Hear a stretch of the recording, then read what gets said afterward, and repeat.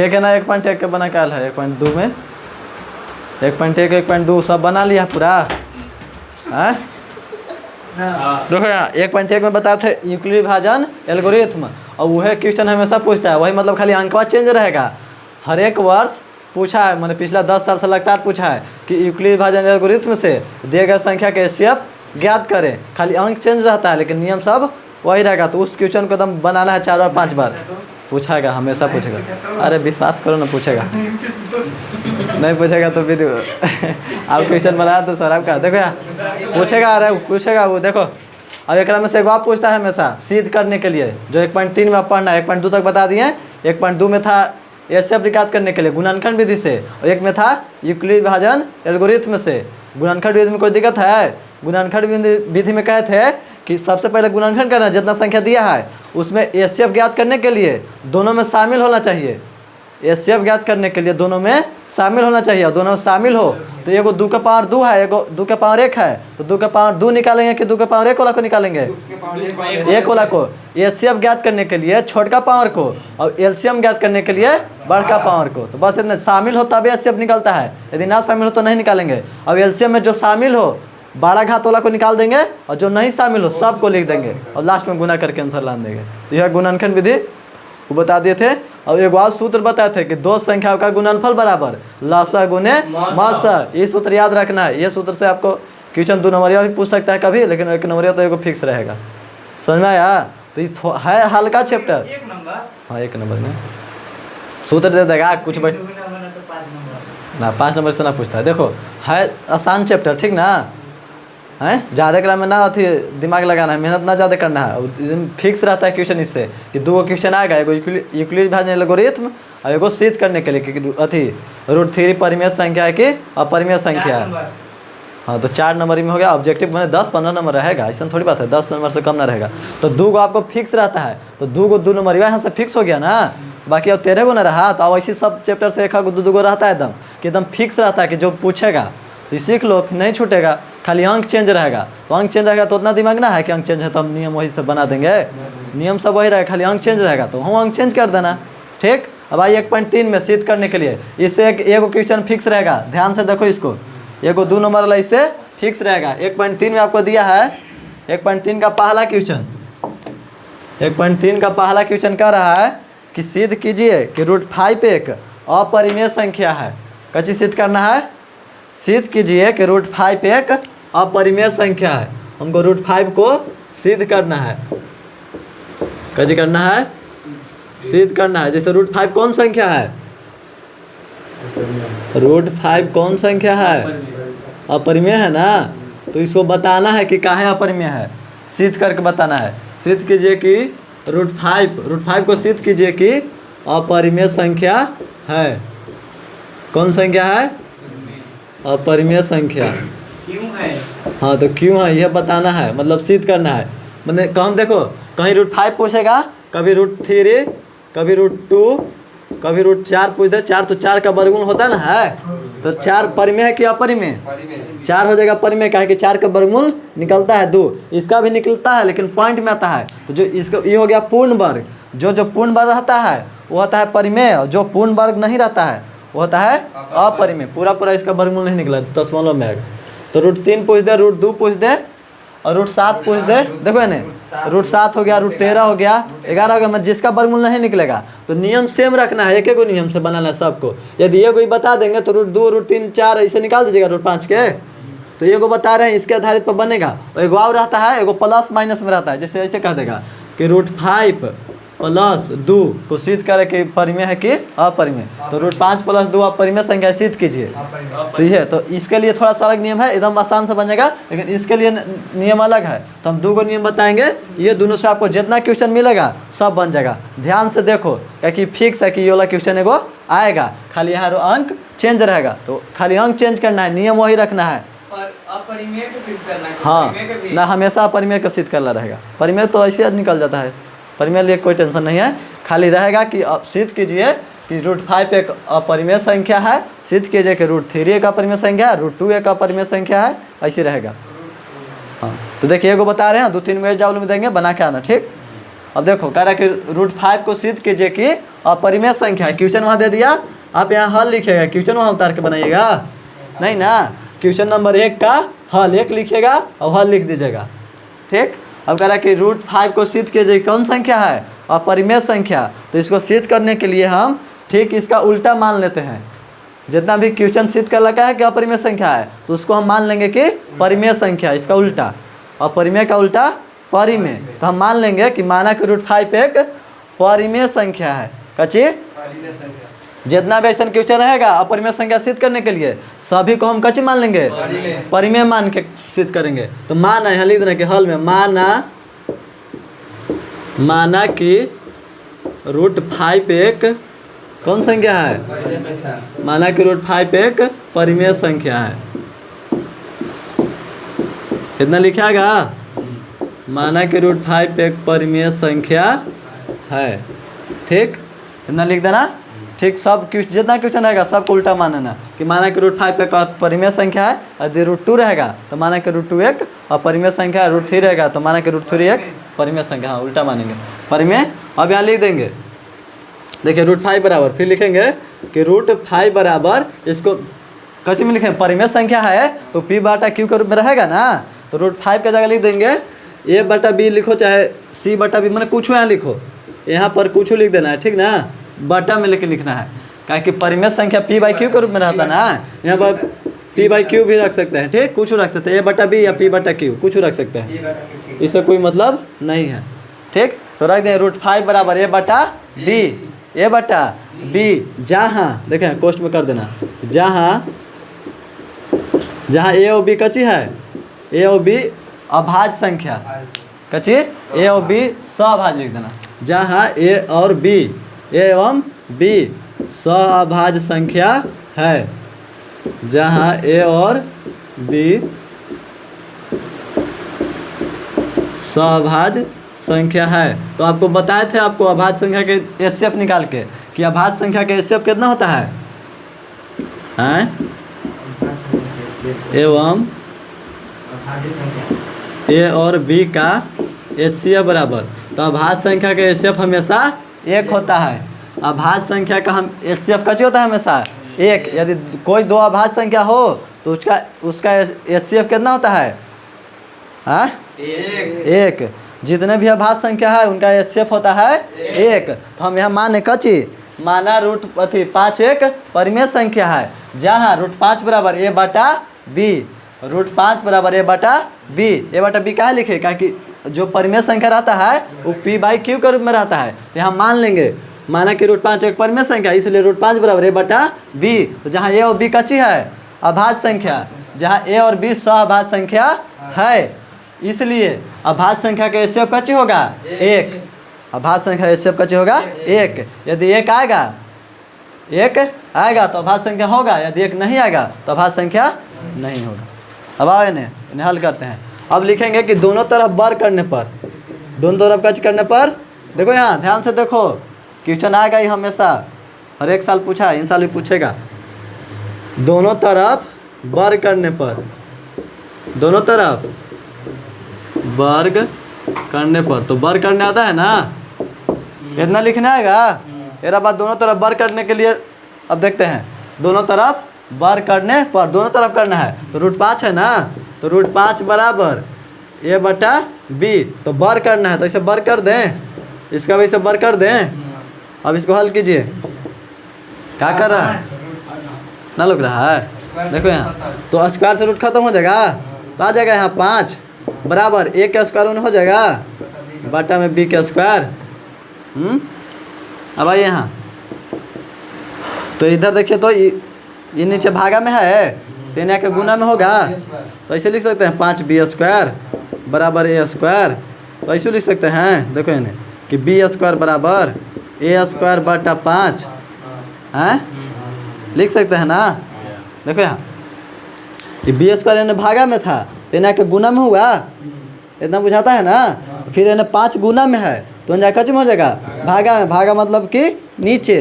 तो b² बराबर हम लिख सकते हैं a² बटा 5, इसका मान लेंगे समीकरण फर्स्ट, कच्ची मान लेंगे समीकरण फर्स्ट। तो देखिए, तो ए स्क्वायर 5 से कट रहा है, मतलब 5 से कटेगा, मतलब 5 मतलब भागा दिया रहा है स्क्वायर में, मतलब पूरा कटेगा नहीं, लेकिन एक जगह कुछ रहेगा तो कट जाएगा ना।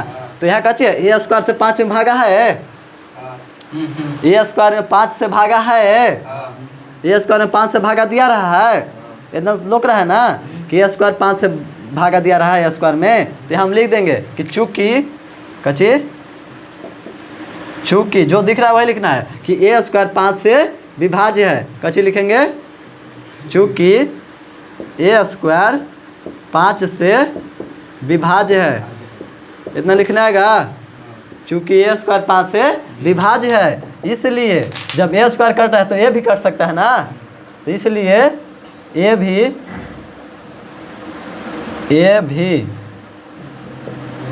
5 से विभाज्य होगा, ए भी 5 से विभाज्य होगा। ठीक, चूँकि ए स्क्वायर होगा, ये होगा। हाँ, चूँकि ए स्क्वायर 5 से विभाज्य है, इसलिए ए भी 5 से विभाज्य होगा। अब इतना लिखने के बाद देखिए क्या करेंगे, यहाँ बना दें। ठीक, अब आओ यहाँ, चूँकि ए स्क्वायर 5 से विभाज्य इसलिए भी 5 से विभाज्य होगा। अब देखिए जो यहाँ काटा ना है उसी को अब मान लेंगे हम, जिसको मैं भागा दिए हैं उसको जगह कुछ और अंक मान लेंगे। यदि यहाँ 5 है तो यहाँ मान लेंगे ए के छोड़कर 5 को मान लेंगे, अथी ए और बी को छोड़कर मान लेंगे ए मान सकते हैं, अथी के मान सकते हैं या पी मान सकते हैं, कुछ मान सकते हैं। माना अथी हम यहाँ मानेंगे कि ए बराबर 5 के, कचिए 5 के या 2 के, मतलब जितना आपको मानना है वो मान सकते हैं। ठीक, देखो आप इतना हो गया ना, चूँकि ए स्क्वायर 5 से विभाज्य इसलिए भी 5 से विभाज्य होगा। अब देखिए, अब जिसको मैं भागा 5 से विभाजित होबे करेगा तो ये का लिख रहा है, अरे लिखना है तबे ना, देखिए काहे ला लिखना है। ए स्क्वायर जब लिखाया तो किने का लिखाया। अरे इसका देखो गुणनखंड जब निकालेंगे तो आप स्क्वायर वाला को निकालेंगे, जैसे दोनों अभाज्य संख्या ना मानना है, गुणनखंड निकाले के लेकर के तो 100 भाग है। तो भैनिश गुणनखंड मिलता है आगे जब कीजिएगा ना, तो हमको क्या करना है ए और बी का एसएफ निकालना है, ना कि हमको ए स्क्वायर का। हाँ तो पहले वहाँ पर बता दो। अच्छा बता देते तब, ठीक है। अब ठीक है, क्योंकि हमको ए और बी का एसएफ एक चाहिए ना, एक आएगा तबे अभाज्य संख्या होगा, नहीं आएगा तो नहीं होगा। ठीक, अब आइए यहाँ ये भी 5 से विभाज्य हो गया। अब जिसको विभाज्य किए ना है ओकरा जगह कुछ और अंक मानेंगे, कची कुछ और अंक माने, हाँ माने ए बी सी डी में का कुछ मान सकते हैं। तो के मान लीजिए, कची मानेंगे के, ये का जगह आप कची रखेंगे के, लेकिन नीचे 5 है तो 5 के, यदि यहाँ 2 रहेगा तो 2 के, 3 रहेगा तो 3 के, इतना नीचे रहेगा, हाँ नीचे जितना रहेगा उतना। यदि आप √5 के निकालिएगा तो यहाँ 5 के मानिएगा, √3 के निकालिएगा तो हाँ 10 के निकालिएगा तो 10 के मानिएगा। ठीक, तो यहाँ लिख देंगे कि माना कची माना ए बराबर, माना ए बराबर 5 है तो 5 के, माना ए बराबर 5 के, हाँ ए बराबर के माने तो, लेकिन 5 था तो 5 के माने। ठीक, 3 रहेगा तो 3 के मानेंगे। अब ए बराबर 5 के मान लिए, अब यह वाला उठा के और इस समीकरण में रखेंगे। ठीक, ए का मान यहाँ लिख देंगे कि ए का मान समीकरण फर्स्ट में रखने पर, तो देखिए यहाँ कची है बी स्क्वायर बराबर ए स्क्वायर बटा 5 है, बी स्क्वायर बराबर ए स्क्वायर, तो ए के जगह आप कची लिखना है 5 के स्क्वायर है, यहाँ देखो स्क्वायर है ये ऊपर है। ठीक, तो यहाँ रख दें स्क्वायर, हम ए के जगह 5 के माने हैं ना कि ए स्क्वायर के जगह। ठीक, देखिए यहाँ ए स्क्वायर है तो हम ए के जगह 5 के रख दिए, फिर स्क्वायर कर दिए, नीचे कितना था 5, नीचे 5 था। जब एक तोड़िएगा तो देखिए यहाँ इन्हें तिरछा तिरछा गुना कर देगा, 5 बी स्क्वायर हो जाएगा, और 5 25 के स्क्वायर होगा। अब देखिए तो यहाँ वगैरह ने लान देखा 25 के स्क्वायर इन्हें लान सकते हैं, बराबर में 5 बी स्क्वायर लिख सकते हैं, उसको पूरा इन्हें लान दिया, पूरा इसको उधर कर दिए। अब हमको के स्क्वायर बराबर रखना है, तो देखिए 5 बी स्क्वायर उन्हें है, इन्हें कच्ची हो जाएगा, 25 इन्हें गुना में है तो इन जाके भागा में, तो 50 25 कट जाएगा। तो देखिए तो के स्क्वायर बराबर कच्ची आ गया बी स्क्वायर बटा 5 आ गया। तो देखिए तो एकरे लिए है यहाँ ए स्क्वायर बटा 5 है, तो यहाँ बी स्क्वायर बटा 5 है, तो 5 से बी स्क्वायर कट रहा है, तो इसको भी ऐसे लिख सकते हैं। फिर ऐसे लिख देना है कि चूँकि नहीं माना कि नहीं, चूँकि बी स्क्वायर, चूँकि बी स्क्वायर 5 से विभाज्य है, चूँकि बी स्क्वायर 5 से विभाज्य है, विभाज्य है, इसलिए बी भी 5 से विभाज्य होगा, 5 से विभाज्य होगा। तो यहाँ ध्यान दीजिए, तो देखिए ये भी चूँकि बी स्क्वायर 5 से विभाज्य है, इसलिए बी भी 5 से विभाज्य होगा। यहाँ लिख दीजिएगा कच्चे होगा। ठीक है, इतना लिखना हैगा। सेम वही वाला लिखना जो यहाँ लिखना है वही। देखिए तो ये भी 5 से कट रहा है, बात ना करो, बताओ नहीं, ये भी 5 से कट रहा है और बी भी 5 से कट रहा है, तो दोनों जब 5 से कट रहा है तो दोनों का एचसीएफ कितना होगा? 5। जितना से कटता है उतने एचसीएफ होता है। जैसे यहाँ देखिए, यदि हमको 3 और 7 के एचसीएफ निकालना है तो 3 कितना से कटेगा? 1 से कटेगा 3, और 7 भी 1 से कटेगा, तो दोनों 1 से कट रहा है, तो एचसीएफ इसका कितना हो जाएगा? 1। काहे की कच्ची है, अभाज्य संख्या है, कच्ची है, अभाज्य संख्या का एचसीएफ कितना होता है? 1। लेकिन यहाँ तो हमको 5 आया है, हमको अभाज्य संख्या का माने ना कि ए और बी अभाज्य संख्या है, तो अभाज्य संख्या का एलसीएम एचसीएफ कितना आया है? 5। क्या कि जितना से कटता है उसी कैसे होता है? एचसीएफ। जितना से जो संख्या कटता है वही उस संख्या का एचसीएफ होता है। तो दोनों देखो तो 5 से कट रहा है, तो जब 5 से कट रहा है तो एचसीएफ कितना होगा? 5। एचसीएफ कितना होगा? 5। तो सब अभाज्य संख्या का एचसीएफ 5 होता है, अभाज्य संख्या का एचसीएफ 1 होता ना है। तो ये अभाज्य संख्या हम जो माने हैं तो गलती ना माने हैं, तो हम लिख देंगे कि जो हमारी मान्यता गलत है, कच्चे गलत है, यहाँ पर लिखना होगा। आइए यहाँ हमारी मान्यता गलत है, यहाँ कर दें। ठीक है, देखिए चूँकि ए और बी के उभयनिष्ठ गुणनखंड कितना है? 5। उभयनिष्ठ गुणनखंड मतलब दोनों में जो शामिल हो, उभयनिष्ठ गुणनखंड मतलब दोनों में दो शामिल हो, उसको इंग्लिश में कॉमन भी कह सकते हैं, कच्ची कॉमन। यहाँ लिख देना कि चूँकि ए और बी का डायरेक्ट ऐसे लिख सकते हैं कि उभयनिष्ठ गुणनखंड है एचसीएफ, ए और बी का एचसीएफ, देखो यहाँ ए और बी का एचसीएफ कितना है? 5। चूँकि ए और बी का एचसीएफ 5 है, इसलिए ए अभाज्य संख्या नहीं है, सभाज्य संख्या नहीं है, इसलिए ए हाँ ना दोनों वर्ग, इसलिए यह सभाज्य संख्या नहीं है। पाका पूछेगा?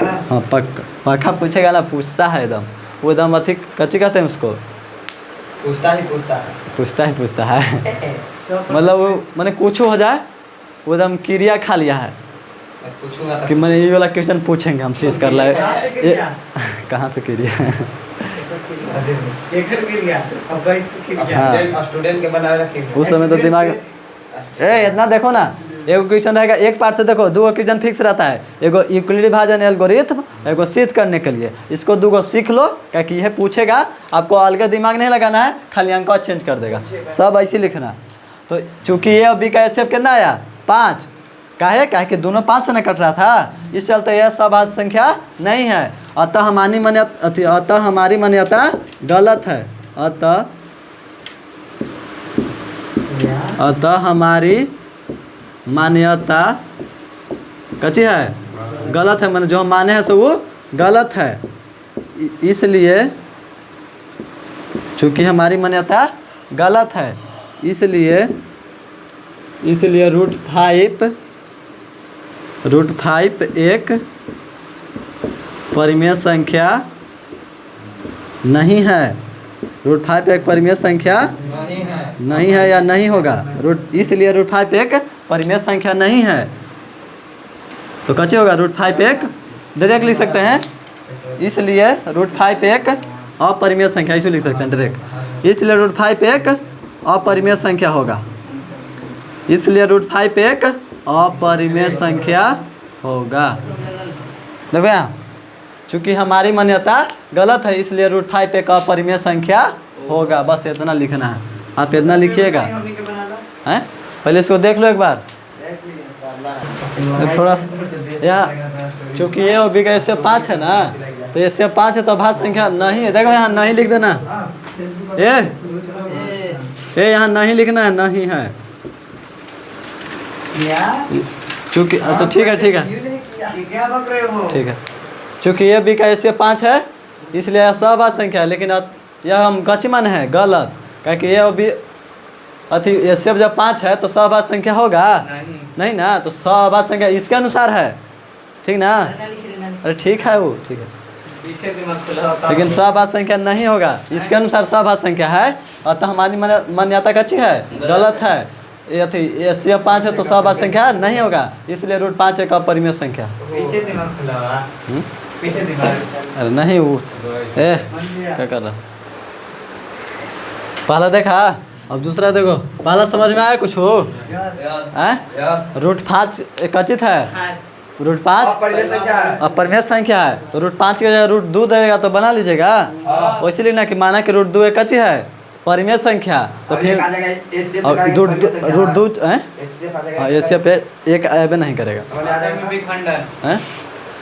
√5 जैसे बनाए ना वहाँ पे आप √2 देगा तो मान लीजिएगा √2 कच्ची है अपरिमेय संख्या है, लेकिन मानेंगे कच्ची परिमेय, और लिखेंगे √2 बराबर a/b लिख के, और यह b कच्ची है सहभाज्य संख्या, तो सहभाज्य संख्या का एचसीएफ कितना होता है 1, सहभाज्य संख्या का एचसीएफ 1। और फिर लिखेंगे कि √2 बराबर a/b आएगा ना, तो फिर लिखेंगे दोनों तरफ वर्ग करने पर, दोनों तरफ का जिसे हम मानेंगे ना √2, तो √2 बराबर लिखेगा ना a/b, तो फिर दोनों तरफ वर्ग करेंगे।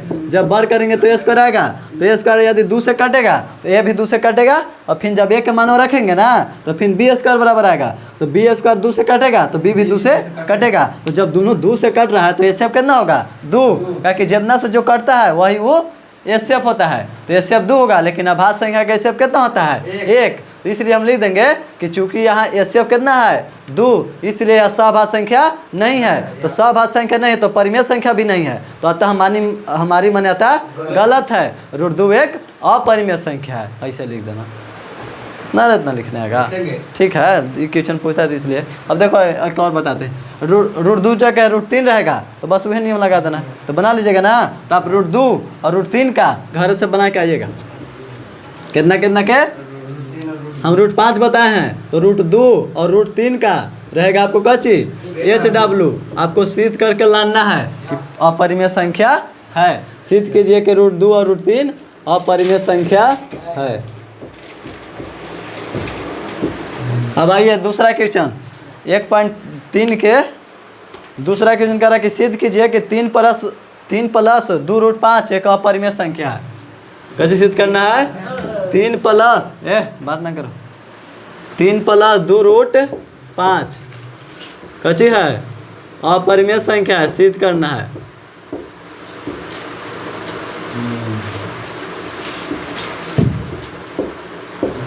सिद्ध करें कि 3 प्लस 2 √5 एक अपरिमेय संख्या।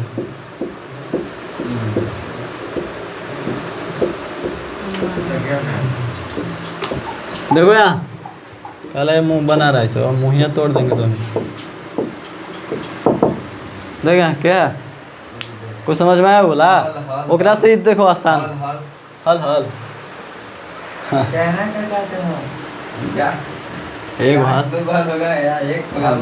तो दूसरा हल हो तो 2 हल। देखो यहाँ पहला समझ में आया है, वैसे दूसरा है, दूसरा ओकरा से जल्दी आ जाएगा। पहला थोड़ा सा इतना बनाया, ये इतने दूर में आ जाएगा, ठीक है। यदि ये लाएगा तो बनाना, वो लाएगा तो अगर थोड़ा उस यदि वो नहीं समझ में आए इस ओकरा से थोड़ा जल्दी समय लेगा, ओकरा में यदि 5 मिनट लेगा तो ये 2 मिनट में बन जाएगा, ठीक। यदि ये आ जाए तो अच्छा है, यदि वो आपको खराब लगा बकवास क्वेश्चन लगा है, हाँ कम समय लेगा। यदि वो ला तो कोई का बकवास लगा तो नहीं बनाना, उसके जगह बहुत क्वेश्चन आएगा। आपको 30 को 15 को उसको छोड़ देना है, 15 को बनाना है, ठीक। उसको छोड़ विभाजन से नहीं करना, तो इक्वली भाजन एल्गोरिथम वाला बना लेना, वो ठीक है। अभी वाला नहीं समझ में आया तो 2-3 बार देखो बना के, यदि फिर भी नहीं आए तो उसको छोड़ देना, कोई उतना अथी नहीं है, पूछेगा तो।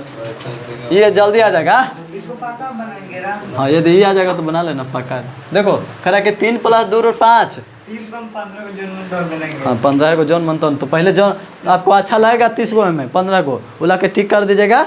यदि वो 30 गो में 15 को नहीं बन रहा है तो आप छाटिएगा उसमें से 12। अच्छा लगेगा तो नहीं अच्छा लगेगा तो फिर मुंह बनाना आप कहाँ पागल आदमी।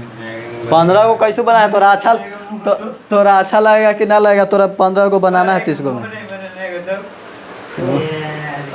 तो लग रहा है कि थोड़ा है तुम कहोगे तो फिर थोड़ा पिटाएगा थोड़ाएगा तो फिर मुंह बनाने आ जाएगा। अगर मारो ना कोई मारो तो उसको। देखो यहाँ 3 + 2 = 5 सिद्ध करना है।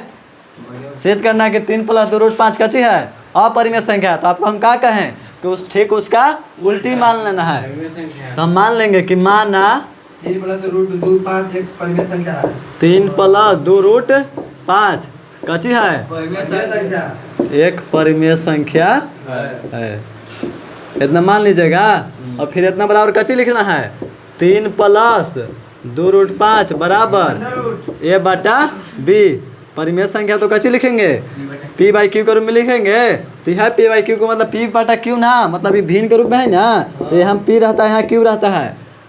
ऊपर p और नीचे q, जहाँ q बराबर 0 नहीं होना चाहिए, मतलब 0 नहीं इतना रखना चाहिए नीचे। क्योंकि जब नीचे 0 तो ऊपर ही 0, तो थोड़ी होगा ये p/q के रूप में, ठीक ना। तो हम जब परिमेय संख्या माने तो परिमेय संख्या यहाँ पर a और b कच्ची है, अभाज्य संख्या। चूँकि यहाँ a और b कच्ची है सहअभाज्य संख्या, सहअभाज्य लिखना। यहाँ a और b सहअभाज्य संख्या इतना लिखना आएगा। जो a और b माने वो सहअभाज्य संख्या है। तो a और b सहअभाज्य संख्या, तो इसका एचसीएफ कितना होगा 1। सहअभाज्य संख्या का एचसीएफ कितना होता है 1। a और b का एचसीएफ बराबर कितना 1, ठीक। अब आइए यहाँ जब 3 + 2 √ 5 = a/b लिखे तो उसको मैं दोनों तरफ वर्ग किए थे ना।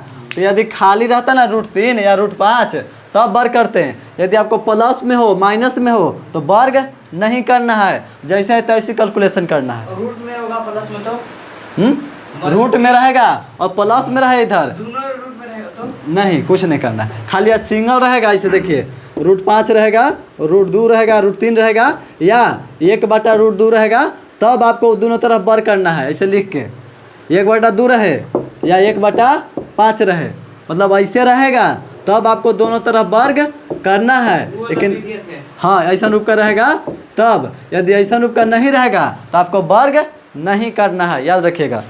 यदि इस रूप का रहेगा तब हम वर्ग करेंगे, यदि इस रूप का नहीं रहेगा तो वर्ग नहीं करेंगे, ठीक ना। आओ इधर,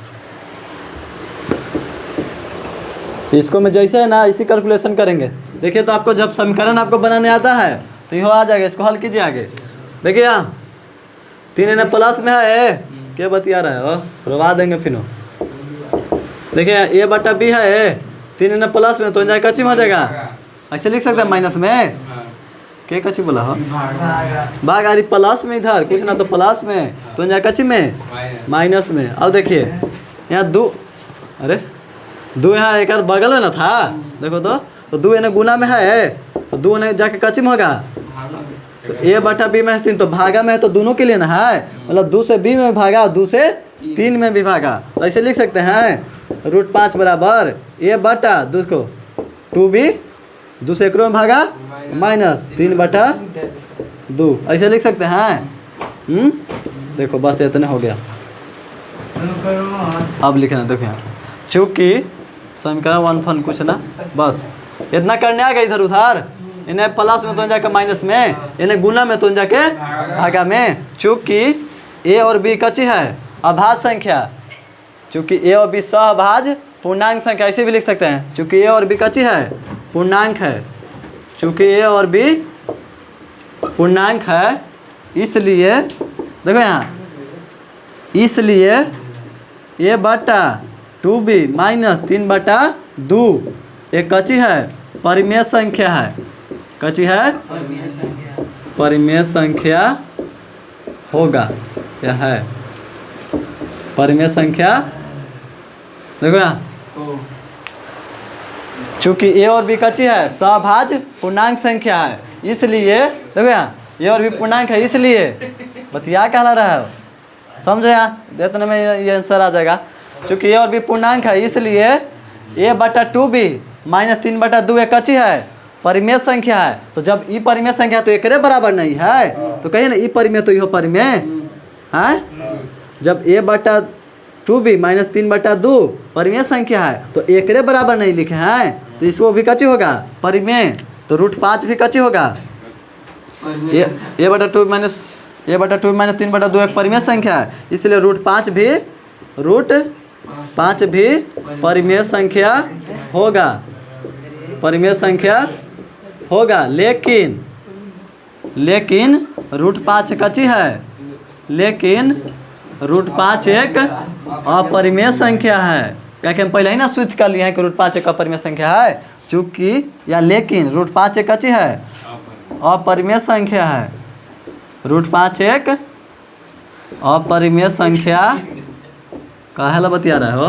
देखो यहाँ, चूँकि √5 एक कच्ची है, अपरिमेय संख्या है, चूँकि √5 एक अपरिमेय संख्या है, इसलिए अतः हमारी मान्यता कच्ची है, गलत है। अतः इससे विरोधाभास प्राप्त होता है, या अतः हमारी मान्यता गलत है।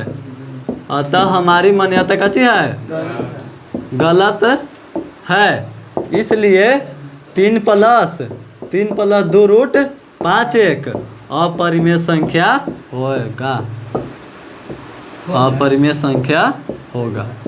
बस इतना लिखना है, यहीं तक ना हल करना है। देखो तो यहाँ ये प्लस में है ना 3, तो जाके -3 हुआ, 2 ने गुना में 3 ने भागा में होगा, इतना नहीं करने आएगा।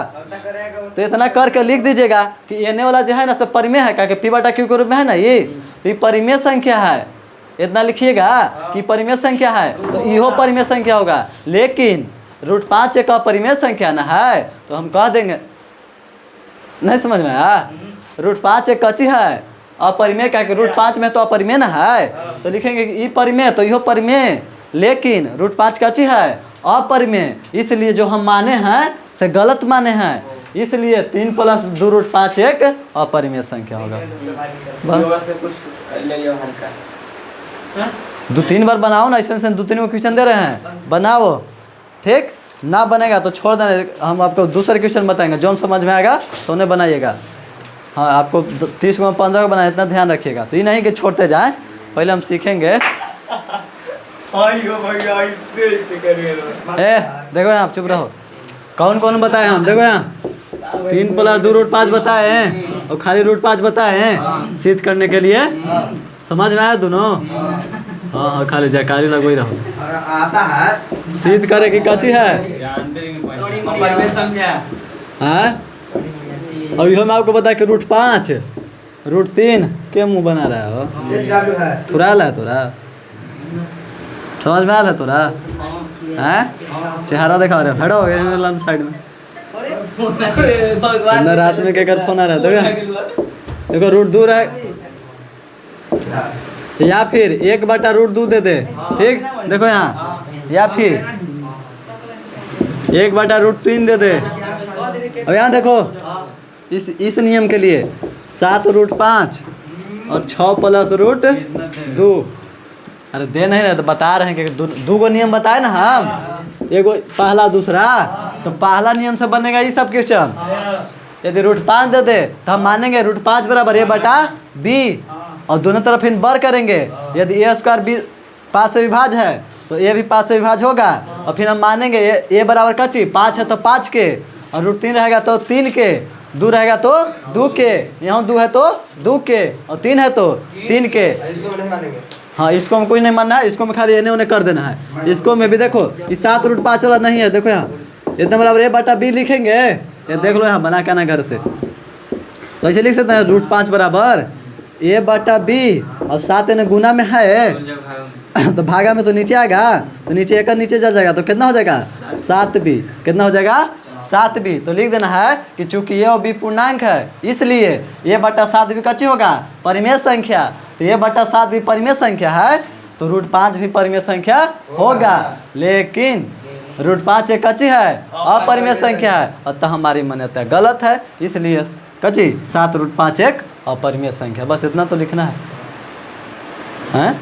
और इसको में जब हल कीजिएगा ना 1/√2, देखो यहाँ 1/√2 है तो इतना बराबर a/b लिखेंगे और फिर तिरछा तिरछी गुना होता है तो 2 रूट आ जाएगा, हैं? a√2 बराबर b, तो यहाँ लिख सकते हैं कच्ची √2 बराबर a/b। तो देखो यहाँ फिर दोनों तरफ क्या करेंगे, वर्ग करने पर √2 लेना आ गया। पहले 1/√2 था, लेकिन जब काम किए तो कच्चे आ गया √2। पहले था 1/√2, जब इसको हल कीजिएगा ना तो कच्चे आएगा 1/√2 के जगह आ जाएगा √2, तो √2 ही होना है। तो फिर √2 में कच्ची करना है, इसको में दोनों तरफ वर्ग करना है, कच्ची करना है, दोनों तरफ वर्ग करना है। इसको याद कर लीजिए कि √5 रहे, √3 रहे, √2 रहे, या 1/√2 या 1/√3 रहे, तो इसको हम दोनों तरफ कच करेंगे, वर्ग करेंगे, तब बनाएंगे a² b से विभाज्य है, मतलब मैंने 2 रहेगा तो 2 से विभाज्य है, इसलिए a भी 2 से विभाज्य होगा। फिर मान लीजिएगा a बराबर कच्ची 2 है तो 2 के, a बराबर 2 है तो 2 के, 3 है तो 3 के, तो फिर आ जाए कच्ची b² 3 से विभाज्य है, इसलिए 3 से, इसलिए b भी 3 से विभाज्य होगा। जब जा चुप रहो, गलत। देखो ये वाला कैसे बनाएगा बताओ, ये वाला 6 + 2 रूट है, √2 बराबर प्लस में तो जाके हो गया माइनस में, बस। तो जब कह दीजिए होने वाला परिमेय है तो यो भी परिमेय हो गया, लेकिन √2 एक कच्ची है, अपरिमेय, अतः हमारी मान्यता गलत है। इसलिए 6 + 2 रूट कच्ची है, अपरिमेय। बस इतने तो लिखना है, 2 लाइन बना के आना, फिर कल बताएंगे, ठीक समझा गया? फिर बताएंगे 1.4 कल हो।